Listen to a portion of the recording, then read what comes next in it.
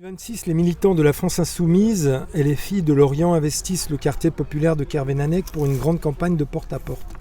L'objectif affiché, échanger directement avec les résidents et résidentes sur les conditions de vie, recueillir leurs préoccupations du quotidien et faire entendre la voix du mouvement au cœur du territoire. Notre rédaction est aujourd'hui présente sur le terrain avec donc... François Piquemal, député de la 4e circonscription de Haute-Garonne. Alors on est très loin de la Haute-Garonne. Oui. Vous pouvez nous dire les raisons pour lesquelles vous êtes présent, parce que vous êtes un enfant du pays finalement. Moi j'ai passé une partie de ma jeunesse effectivement à Lorient, donc j'ai encore ma grand-mère qui y vit. Donc quand j'ai vu qu'il y avait la caravane, je me suis dit je vais venir et en même temps je pourrais voir ma grand-mère et inversement. Donc voilà pourquoi je suis à Lorient, mais oui c'est une ville qui me tient à cœur. Alors, on voit l'actualité est assez dense entre la condamnation de Marine Le Pen, cette fameuse loi agricole, où on n'arrête pas aussi de taper sur M. Mélenchon. C'est important d'être présent ici dans des quartiers populaires, sur le terrain. Oui, parce que ça fait partie de ce qui est notre ADN depuis le début à la France Insoumise, c'est-à-dire provoquer, susciter la mobilisation citoyenne et notamment dans les quartiers où l'abstention est forte. C'est vrai dans les quartiers populaires, mais pas que. C'est vrai dans d'autres secteurs de la population. En tout cas, essayer de susciter des moments de convivialité où on va aussi parler aux gens, essayer de convaincre, de mettre en mouvement. C'est des actions qui sont traditionnelles pour nous et qui nous permettent justement de faire un pas de côté par rapport au discours médiatique qu'on peut entendre, et si on s'arrêtait là, en fait, il n'y aurait pas grand-chose à faire ou beaucoup de fatalisme. Alors dans ce porte-à-porte, sur ce terrain, et notamment dans ce quartier, mais je pense que c'est pareil aussi dans la Haute-Garonne, les principales attentes ou les urgences des concitoyens et concitoyennes, quelles sont-elles ? Qu'est-ce qu'ils vous disent ? Je pense que c'est beaucoup la question du pouvoir d'achat de manière générale. Là, il y a aussi la préoccupation, je pense, cet été liée à la chaleur, à la canicule, qu'on a tous vécu, y compris en Bretagne. Et donc, on se retrouve face aux conséquences de l'inaction climatique et aux conséquences sur nos vies, sur nos corps, sur nos habitats. Et notre programme, il répond justement à cette urgence écologique à travers la planification écologique, à travers des propositions qui sont chiffrées, des mesures d'adaptation d'urgence. Moi, par exemple, j'ai déposé une proposition de loi avec ma collègue Sandrine Nosbet, pas de volet, pas de loyer, c'est-à-dire tant que votre logement n'est pas équipé d'un volet et d'un brasseur d'air, eh bien, vous n'avez plus à payer de loyer à votre propriétaire. Et pourtant, ce que vous évoquez là, c'est déjà, je dirais, dans la loi. Non, c'est une obligation. C'est pas dans la loi. Non. Ce qui est dans la loi, c'est les réglementations en termes de température. D'accord. Par exemple, si le soir chez vous, il fait au-delà de 24 degrés, eh bien, on considère que c'est un danger sanitaire, surtout quand ça se répète, en fait. Et beaucoup d'appartements ne sont pas isolés correctement, ne sont pas équipés. Tout simplement parce qu'il y a eu les bouilloires thermiques, les fameuses, parce qu'il n'y a pas eu d'anticipation et de planification de cette question-là, qui a été reportée à chaque fois et qui nous arrive là désormais comme un mur face à nous. Le porte-à-porte, c'est un exercice exigeant. Oui. L'accueil que vous réservent justement les personnes, est-ce que c'est une espèce de méfiance ou alors vous sentez qu'il y a un abstentionnisme très présent dans les quartiers populaires? Je pense qu'au stade où on en est de la campagne, nous, notre but, c'est de dire la campagne arrive, vérifier d'être bien inscrit sur les listes électorales. Et si la discussion arrive, faire état de nos propositions programmatiques. Je pense qu'il y a toujours des réactions qui peuvent être différentes. Il y a aussi beaucoup de gens, c'est leur seul contact. Beaucoup de gens sont seuls, sont isolés et vont avoir quelqu'un qui va venir chez eux. Alors au début, on est un peu sur le repoussoir en disant qu'est-ce qui me veut celui-là ou celle-là. Mais ça permet parfois de faire du lien.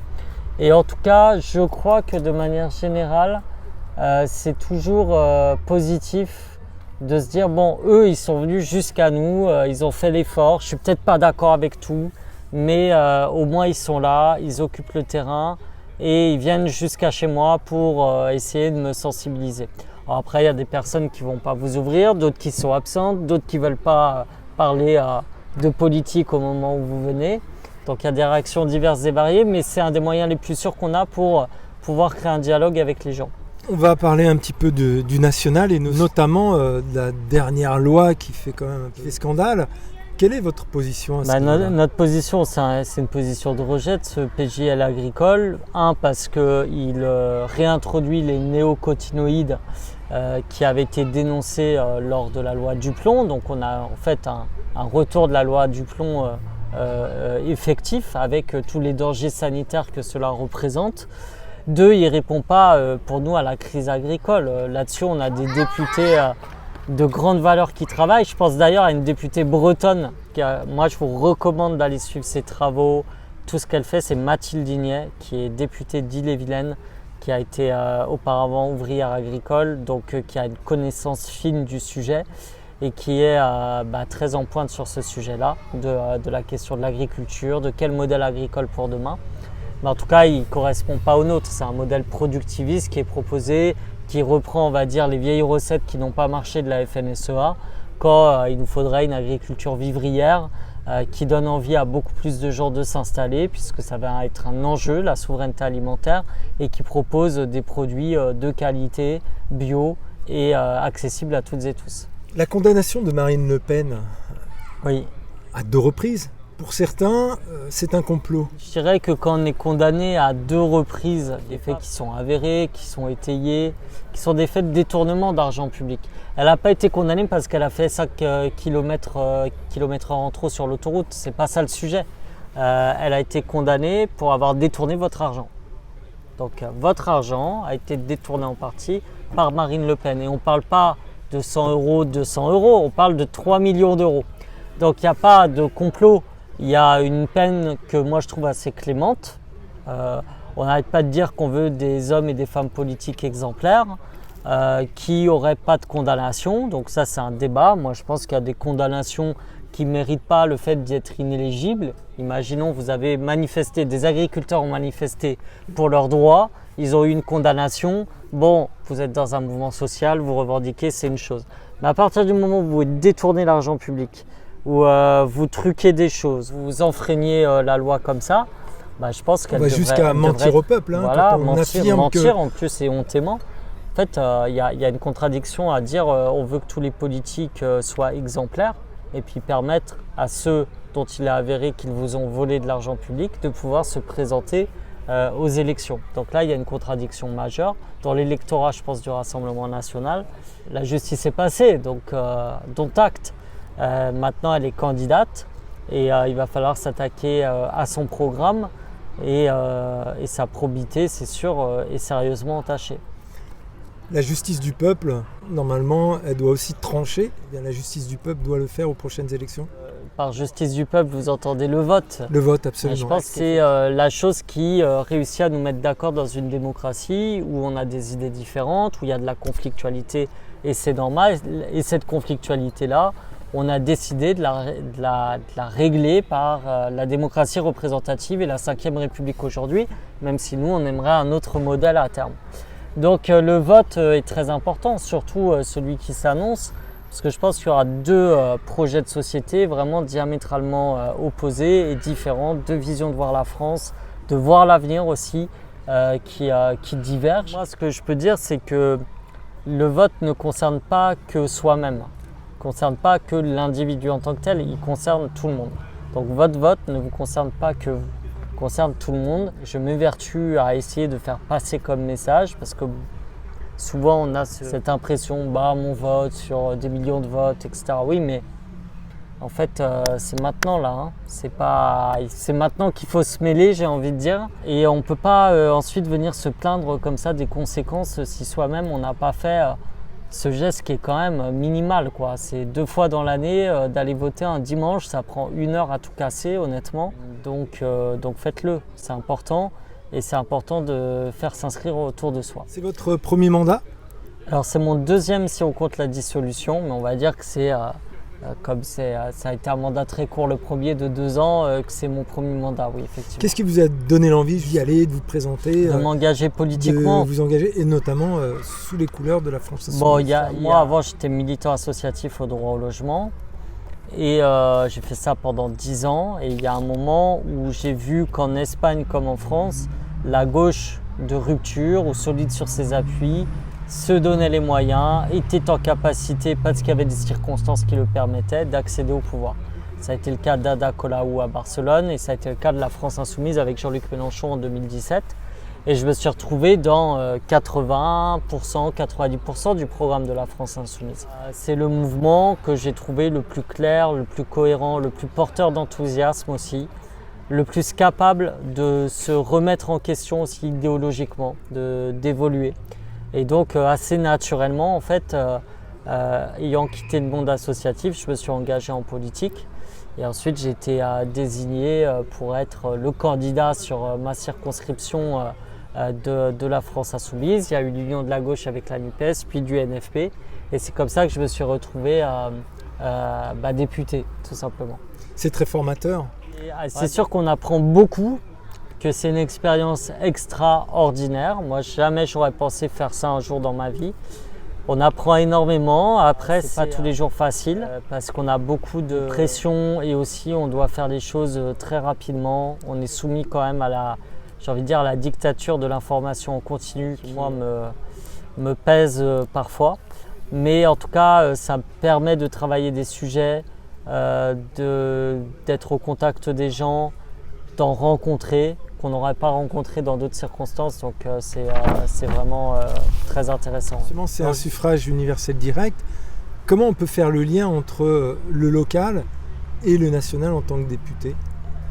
Alors moi, c'est assez simple. Les problématiques que j'ai localement, c'est-à-dire les problématiques que rencontrent les gens en matière de logement, en matière de santé, en matière de pouvoir d'achat, en matière d'enjeux industriels, notamment dans le spatial par exemple à Toulouse, c'est des choses dont on s'empare et dont on fait état nationalement. Et de la même manière, quand il y a des décisions qui sont prises en matière de logement, de spatial, de santé, ça retombe localement sur les conditions de vie. Donc ça se fait, je pense, assez naturellement pour ça. On est quand même dans le cœur du réacteur, où se fait la loi, où se votent les lois, où est contrôlé le gouvernement. Et donc on sait quelles mesures vont avoir des impacts, quelle autre serait bonne à mener. Un exemple, la question des toilettes publiques, qui peut paraître secondaire, mais à Toulouse, on a un déficit de toilettes publiques. Avec Mathilde Ignet, justement, députée d'Ille-et-Vilaine, elle a rencontré les mêmes problématiques, elle, en tant que mère de famille. Et on s'est dit, on va faire une proposition de loi qui dit une toilette publique pour 2000 habitants. C'est ce qui existe de mieux aujourd'hui en France, dans les grandes villes. Et donc voilà, et on est parti en fait de problématiques qui existaient localement pour faire une proposition de loi nationale qu'on n'aurait pas fait forcément au début de mandat en se disant elle travaille sur l'agriculture, moi sur le logement. On n'était pas amené à se préoccuper de ce sujet-là. Puis nos expériences, les retours de terrain ont fait qu'on s'est emparé de ça. Vous allez vous représenter ? Oui, je vais me représenter sur la 4e circonscription de Haute-Garonne. Oui. Si vous aviez quelque chose à ajouter, ça serait quoi ? J'ai envie de dire qu'il ne faut pas désespérer, même si des fois, quand on regarde la télévision ou le monde, on peut être inquiet, déprimé. Mais récemment, j'ai lu un livre qui est très éclairant là-dessus. C'est les mémoires de Nelson Mandela, qui a passé 18 ans en prison. Et donc, une des questions que je me posais avant d'ouvrir ce livre, c'est comment on reste 18 ans en prison et on continue à avoir espoir. Et Mandela raconte, donc en pleine période d'apartheid, où il semble pas y avoir d'issue possible, où l'ANC, son parti, est illégal. Enfin bon, il y a même des actes de guerre civile et autres. Et Mandela raconte qu'en prison, en fait, il n'a jamais cessé de croire qu'il allait être libéré et qu'ils arriveraient au pouvoir. Pas lui forcément, mais son camp. Ce que Gramsci disait, c'est-à-dire pessimisme de la pensée, optimisme de la volonté, mais que l'optimisme de la volonté finit toujours par l'emporter un jour ou l'autre. Merci beaucoup pour Germain Arnaud et merci de vous avoir prêté à cet échange. Avec plaisir. Et alors que les défis socio-économiques pèsent sur le quotidien des Lorientaises et Lorientais, cette présence de proximité illustre la volonté de LFI d'ancrer son action au plus près des réalités locales. Il reste à voir si cette démarche d'écoute parviendra à remobiliser durablement un électorat souvent éloigné des urnes, un dossier à suivre au fil des prochaines initiatives du mouvement sur la circonscription. Ouais. On vous souhaite bon vent. Merci beaucoup.